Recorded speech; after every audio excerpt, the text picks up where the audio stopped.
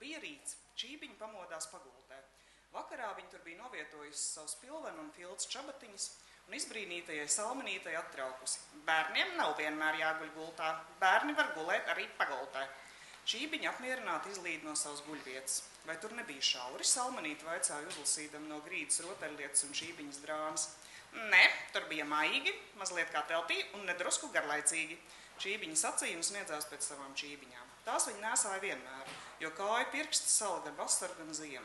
Kāpēc mājās vienmēr ir tik garlaicīgi, viņa jautāja. Un vai bērniem noteikti jādzīvo mājās, ja tur nav nekā ko darīt? Salmenīte paklupa pret kaut ko lielu un mīkstu. Viņa pacēla no grīdas Čībiņas aputējušo rotaļlāci. Čībiņa tikai visu piemētā un savānda, un man vienmēr pēc viņas jāvāc, Salmenīte nodomāja. Tad viņa paņēma no krēsla savu salmu cepuru un ieskatījās spogulī, vai mala ir taisna. Viņa uzskatīja, ka glītāk izskatās ar cepuri galvā, nevis bez, un tāpēc nekad no tās nešķīrās. Salmenīte un Čībiņa kopā ar savu mammu Hannu un tēti Matī dzīvoja balta žoga ietvertā namā. Nams bija līdzīgs labirintam un mantu pilns. Mājās atradās viss vajadzīgais, jo neko nedrīkstēja izsviest. Matī un Hanna bija apmierināti, ka viņiem pārāk bieži nav jādodās prom no mājām pasaulē. Citi ļaudis nemitīgi iegādājas visādus krāmus, bet mēs esam pašpietiekami, viņi dižojās. Vienā istabā atradās tikai grāmatas un uz durvīm bija lapiņa. Tiem, kas neprot lasīt, ieeja aizliegta. Tā bija Matī istaba. Matī bija zinātnieks un viņi drīkstēja traucēt tikai svarīgos gadījumos. Svarīgs gadījums bija, piemēram, tad, ja Matī pie telefona aicināja cits zinātnieks. Hanna sacīja, ka Matī saviem pētījumiem ziedojas visu dzīvi. Salmenīte un Čībiņa ar ziedošanos saprata to, ka Matī gandrīz vienmēr lasīja un rakstīja piezīmes uz mazām lapiņām. Hanna dievināja garšaugus un dārzeņus, palodzes, galdi un skapji līka zem Hannas augiem. Viņi tos apčupināja un gatavoja no tiem ērmīgu sēdienus, piemēram, diļu, zupu, nātru sautējumu un amoliņu pudiņu. Salmenīti nātru ēšanu biedēja, un viņai bija aizdomas, ka ēdot amoliņu, maz pamazītēm var sākt līdzināties govī. Arī Čībiņa cieta no Hannas ēdieniem, viņas vēders nemitīgi purkstēja, un tāpēc Čībiņas domām nevarēja līdzēt nekas cits kā kārtīga desmaize. Bet desu mājās atrast nevarēja, un vēders tik purkstēja. Paklaus, Salmenīte, Čībiņa sacīja uzstīvējusi kājās savus čabatas vienreiz. Pietiek visas tās Hannas fļuras. Salmenīte un Čībiņa viena pēc otras iegāja dzīvojamā istabā, kur Matī un Hanna sēdēja un lasīja rīta avīzes. Man ir līdz kaklam! Čībiņa iesaucās un paraustīja Salmenīte aiz blūzes. Jā, nu reiz ir līdz kaklam, Salmenīte čukstēja. Hanna pacēla galvu. Netraucējiet, bērni. Viņa sacīja un uzlika lasām brilles atpakaļ uz degunu. Mēs gribam iet pie Alibulcēna jaunkundzēm skatīties televizoru, Čībiņa sacīja. Alibulcēna jaunkundze dzīvoja sārtā namā Ceriņa ielas galā. Viņām bija televizors un pasakaini gardumi. Taču Matī un Hanna viņas uzskatīja par vecām svilpastēm, kam nav nekā citu, ko darīt, kā divatā dirnēt dīvaini kaktā. Ejiet vien, kļūsiet tādas pašas kā abas vecās aušas, Hanna sacīja. Kāpēc mums nav televizora, Čībiņa jautāja. Mums nav vajadzīgs vairāk parpalu, sacīja Hanna. Jūs taču esat divas, ejiet dārzā spēlēties. Salmenīte un Čībiņa saskatījās. Čībiņa bija gluži pietvīkus un līkstīja rokas dūrēs. Bet mēs gribam parpalas, viņa sauca. Ja nedabūsim parpalas, mēs iesim prom. Šajā namā bērniem nav iespējams dzīvot. Mazām meitenēm nepiedien tāda ālēšanās, sacīja Hanna. Iedzeriet zāļu tēju, tā nomierina. Mēs negribam zāļu tēju, mēs gribam kafiju, kūkas un alu, Čībiņa spiedza. To mēs gribam, piebilda Salmenīte. Skatienu pacēla Matī. Alus dzeršanai nekas labs nesako. Tieši ar alu sāk nepilngadīgie narkomāni. Un tad vēl klausās dārdošu populāro mūziku, tā ka raibs gar acīm metas. Gan jau drīz tie nepilngadīgie narkomāni parādīsies arī mūsu pusē, sacīja Hanna. Salmenīte uzmeta Čībiņai nedrošu skatienu, taču Čībiņa atpakaļ nepaskatījusies izsoļoja pa durvīm. Palieciet sveiki, sausiņi, viņa sauca, gan mēs iztiksim arī bez jums. Salmenīte skrēja pakaļ Čībiņai. Atā, Pāval, Čībiņa sacīja nokļūst līdz vārtiem. Pāval bija strasts un Salmenītes un Čībiņas draugs. Viņa mājas atradās pagalma kokā. Pāval bieži pabāz galvu no sava būra, kad Salmenīte un Čībiņa divatā spēlējās pagalmā. Viņām šķita, ka Pāval saprot itin visus priekus un vēdus. Mēs taču nevaram Pāvalu pamest šeit, Salmenīte jautāja. Gan Pāval tiks galā, sacīja Čībiņa. Salmenīte un Čībiņa bija aizgājušas tik spēji, ka neattapās paņemt līdzi pat ne ceļamaizi. Viņas gāja uz Ceriņa ielas galu uz Alibulcēna jaunkundžu namu.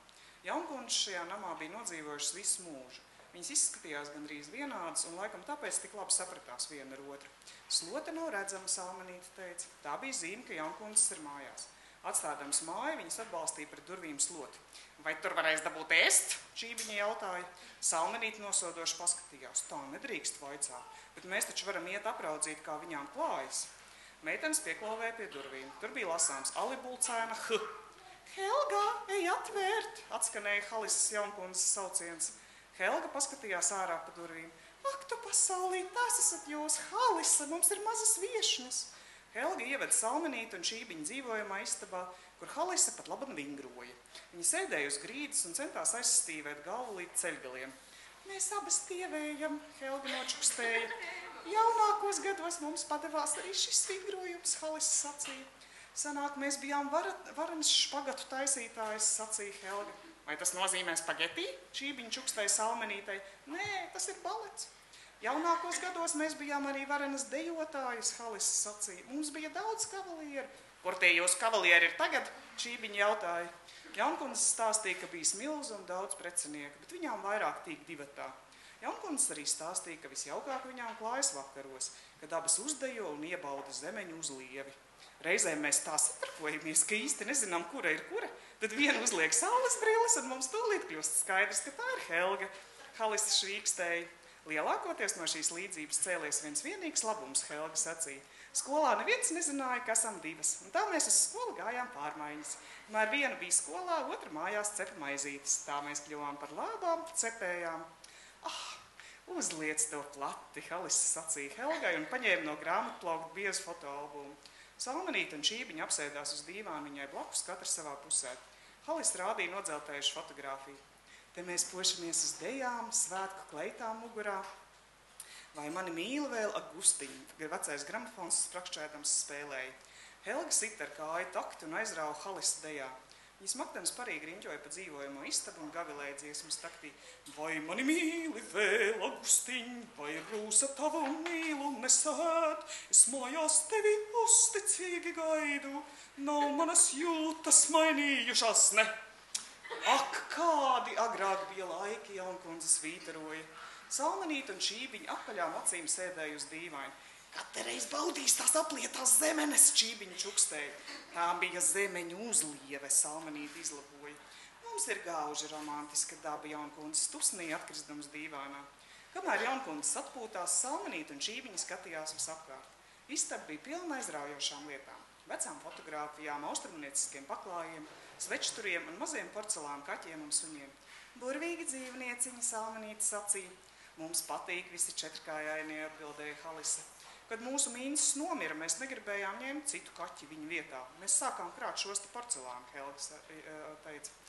No kā jūs mīnces nomira? Čībiņa vaicāja. Halise izstāstīja, ka Runces pastaigas laikā netīšām apēdis suņu sēni. Viņš bija kārs uz sēnēm, viņa mīļākais ēdiens bija gaileņu mērce, un viņam labi garšoja arī baraviku zupu. Un sēņu trakums līdz ar vecumu tikai auga augumā, sacīja Helga. Kaut kāda vecuma ģeķība vai. Beigās viņa vēderā nozuda pat jēlas sēnes. Ģeķis vai neģeķis, bet mīļš viņš mums bija, Halise sacīja. Kaķiem taču arī ir tiesības mazliet pārmoties. Čībiņai iekurkstējās vēders. Helga apjautājās, vai meitenes vēlētos ko uzkožam. Čībiņa grasījās atbildēt, taču Salmenīte pasteidzās pirmā. Paldies, mēs šeit neatnācām ēst. Čībiņa iekniep Salmenītei. Atnācām taču! Viņa nočukstēja. Čībiņa žņaudzīja vēderu, lai tas visu laiku nekurkstētu. Vai vēders sāk? Helga apjautājās. Mums ir labs vēderzāles, Halise sacīja un paņēma no zāļu skapīša lielu brūnu pudeli. Uz etiķetes bija lasāms Alibulcēna H. Kāpēc jums ir tik dīvains uzvārds, Salmenīte jautāja? Mūsu tēti sauc Alī, un viņam ļoti garšoja bulciņas. Tā arī radās Alibulcēni. Helga sacīja. Halise ielēja vēderzāles ēdamkarotē. Tās palīdz visās nelaimēs. Tās es vienmēr ieņemu, kad man sākas mērdelēšana. Čībiņa šausmās skatījās uz zālēm. Kas tā mērdele ir? Halise bāza karoti Čībiņai mutē. Mērdele ir tad, kad vēderā plosās un ārdās. Mūs ar Helgu mērdelēšanu piemeklē bieži. Ver nu muti vaļā.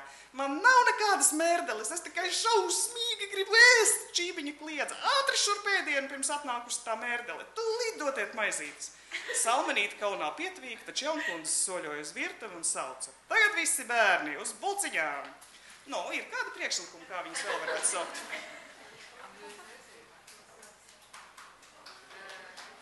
Šlapanci, domāju. Ko? Šlapanci. Man sakot, ja kādam ir radusies idejas, pieņem ierosinājumus.